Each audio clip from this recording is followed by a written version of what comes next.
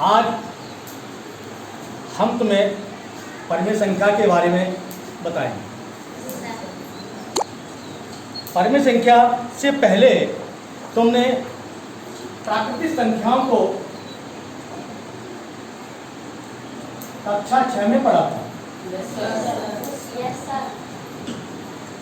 प्राकृतिक संख्या कौन सी होती है? 1, 2, 3, 4।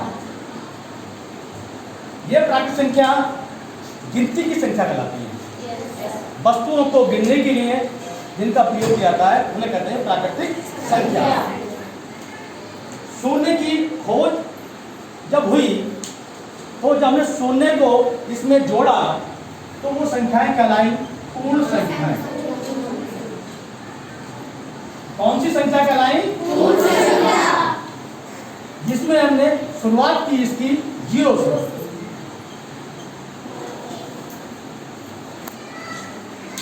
जब ये संख्याएं जिनको हम कहते हैं पूर्ण संख्याएं,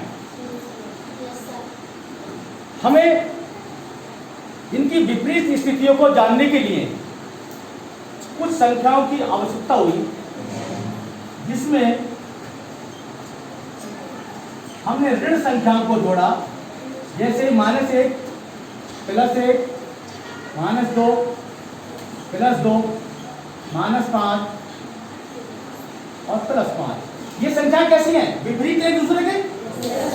-1 और +1, -2 +2, -5 +5। इन संख्याओं को अब ना तो माइनस प्लस प्राकृतिक संख्याओं में है ना पूर्ण संख्याओं में है, तो इनको क्या नाम देंगे? इनको हम नाम देंगे पूर्णांक। क्या कहेंगे इनको? पूर्णांक। ये भी तुम कक्षा 6 में पढ़ चुके हो।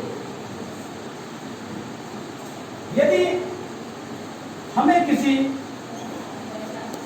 ऐसी बांटने वाली संख्या मिल जाए और हम 2 को 1 से भाग करें तो कितना आएगा? 0.5। क्या ये संख्या पूर्ण है? नहीं।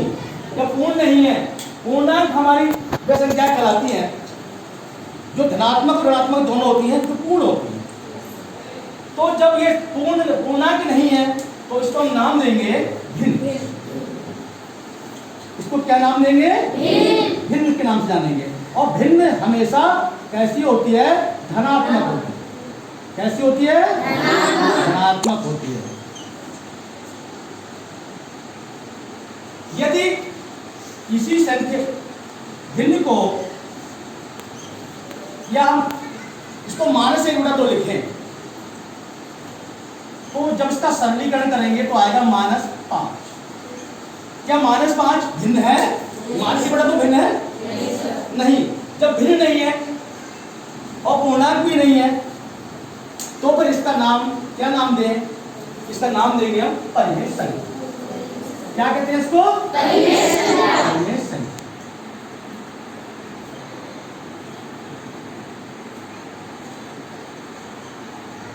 देखिए परिमेय संख्या का दैनिक जीवन में सहसंबंध कैसे है। मैं आपको एक कहानी सुनाता हूं कि एक किसान था। जब वो बूढ़ा हो गया तो उसने सोचा कि मैं अपनी संपत्ति का बंटवारा अपने बच्चों में दूं। उसके 3 बेटे थे और वो तीनों बेटे अपने घर पर ही रहते थे। तो किसान ने बड़ी बुद्धिमत्ता से बच्चों के गुणों को देख करके अपनी संपत्ति का बंटवारा किया। और संपत्ति में पहले बंटवारा किया उसका खेत था। एक ये उसका खेत था।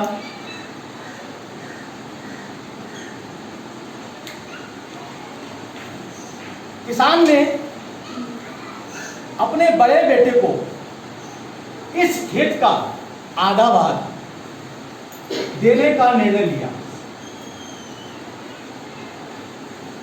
कितना भाग देने का निर्णय लिया? आधे भाग को हम क्या कहते हैं? क्या कहते हैं? 1/2। इसका आधा भाग इसको इन्होंने दे दिया। ये हो गया बड़े बेटे का।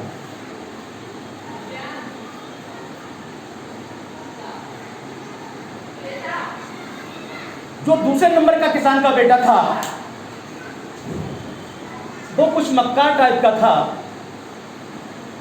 किसान ने सोचा कि यदि मैं इसको संपत्ति इन सबके बराबर बराबर देता हूं तो ये सब बिगाड़ दे।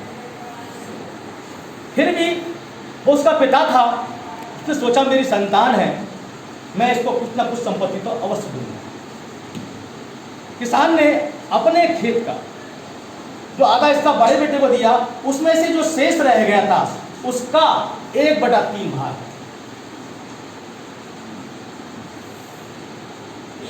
1/3 भाग इसको दिया।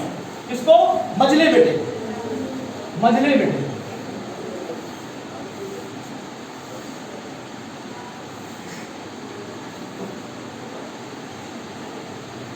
अब एक इस आधे भाग का 1/3 भाग कितना होगा?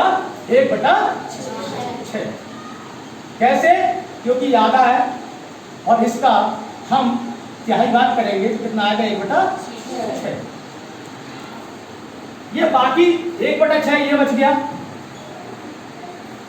और 1/6 ये भाग ये बच गया। जो छोटा बेटा था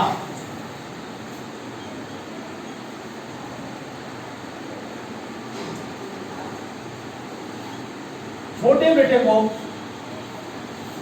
ये वाला भाग दे दिया। ये कितना होगा? 2/6। अब हम देखते हैं कि किसान की संपत्ति का बंटवारा ठीक प्रकार से हो गया। देखिए 1/2 दूसरे को दिया था, 1/6 इसको दिया था, 2/6। इसका लासापा कितना होगा? 6। 2 तिया कितना आया? अब इससे इसको भाग करेंगे 6 कम 6 जब कटेगा एक बार, 1 दूनी 2, कितना हुआ? 6/6। यानी पूरा भाग खेत का आ गया। आ गया ना? पूरा भाग खेत का आ गया, यानी किसान के खेत का बंटवारा हो गया। तो इस प्रकार से हम परिमेय संख्याओं का सह संबंध अपने दैनिक जीवन में कर सकते हैं। दूसरा,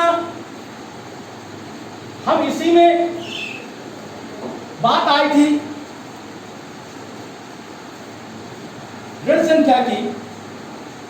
तो यदि हम एक तालाब लें,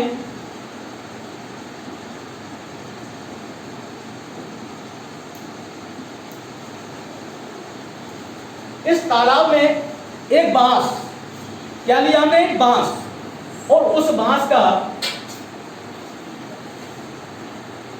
1/3 भाग तालाब के अंदर और 2/3 भाग तालाब के ऊपर। तालाब के कितना भाग ऊपर है? 2/3 भाग, और 1/3 भाग तालाब के अंदर। जो गहराई में जो इसका तल है, धरातल से वो 1/3 भाग नीचे है और धरातल से 2/3 भाग ऊपर। बांस 2/3 भाग ऊपर है। इस धरातल से ऊपर वाले भाग को हम प्रदर्शित करते हैं प्लस से और गहराई वाले भाग को माइनस से। इससे प्रदर्शित करते हैं माइनस से। समझ में आ रहा है? Yes sir. कि एक बांस लिया हमने, उस बांस का 1/3 भाग तालाब के अंदर और 2/3 भाग तालाब के ऊपर। तो जो भाग तालाब के अंदर था, यानी धरातल से जो नीचे है, नीचे को हमने ऋण चिन्ह से प्रदर्शित किया है और ऊपर के लिए धन चिन्ह से प्रदर्शित किया है। इस प्रकार हमारी परिमेय संख्या जो होती है, जैसे इसमें ले लिया हमने 2/3 और दूसरा -1/3, 5 और 1/7, इन्हें हम कहते हैं परिमेय संख्या। क्या कहते हैं इसको? परिमेय संख्या कहते हैं। इतना बात समझ में आ गई तुम्हारे? Yes sir. इसको मिटा दूं ना? Yes sir. देखिए अब परिमेय संख्या की परिभाषा क्या है? परिभाषा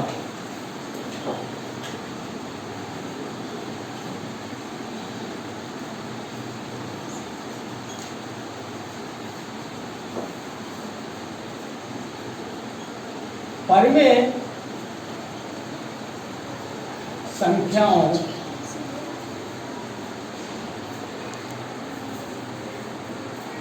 की उत्पत्ति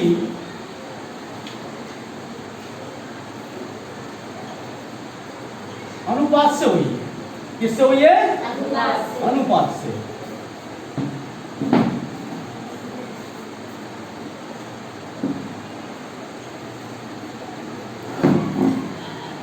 देखिए परिमेय संख्या को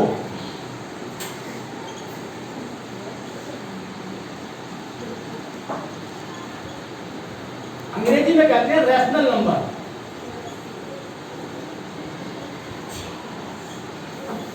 और इसी से ये शब्द बना है हमारा रेशियो से। रेशियो का अर्थ होता है अनुपात। क्या होता है? अनुपात। जैसे हम इसको ले लें कि 3:5, इसका मतलब क्या हुआ? 3/5। 3/5। तो आप ये समझ गए होंगे कि जितनी भिन्नें हैं सभी भिन्नें परिमेय संख्या होती है। सभी भिन्नें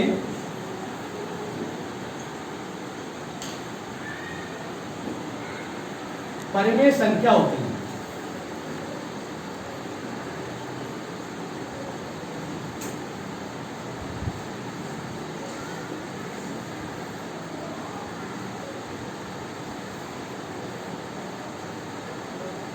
होती हैं और सभी परिमेय से संख्याएं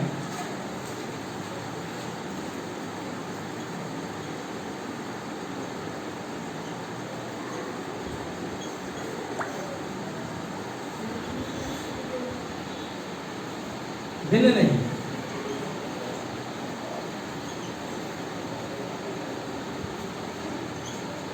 अच्छा, हमने बताया कि सभी भिन्न परिमेय संख्या होती हैं, तो आप बता सकते हैं कि कैसे हो सकती है? क्योंकि भिन्न हमेशा धनात्मक होती है और परिमेय संख्या धनात्मक और ऋणात्मक दोनों होती है। परिमेय संख्या धनात्मक और ऋणात्मक दोनों होती है, तो इसलिए सभी परिमेय संख्याएं भिन्न नहीं है। भिन्न क्यों नहीं है? तो भिन्न केवल हमेशा कैसी होती है? धनात्मक होती है और सभी पूर्णांक भी परिमेय संख्या होते हैं।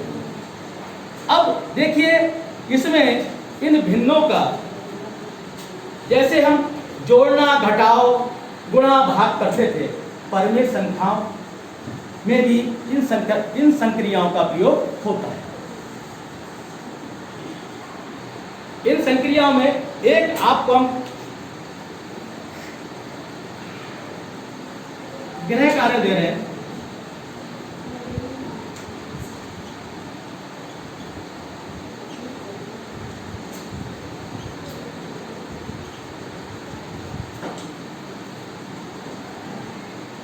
हमारी 1/-1/2 और 3/4 परिमेय संख्या है। क्या है? परिमेय संख्या।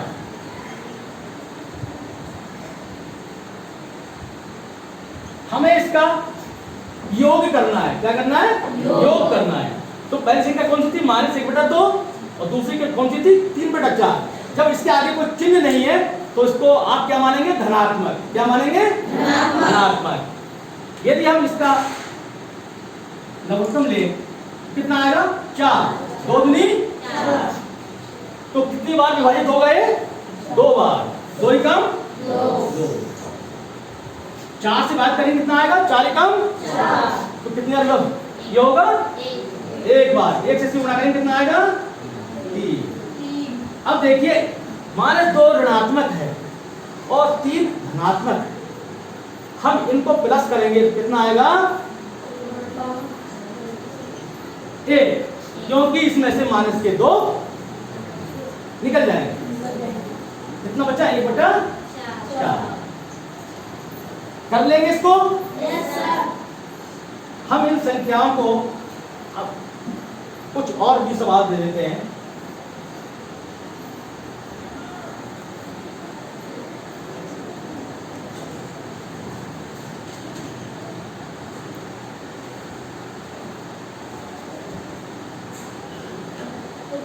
योग करो।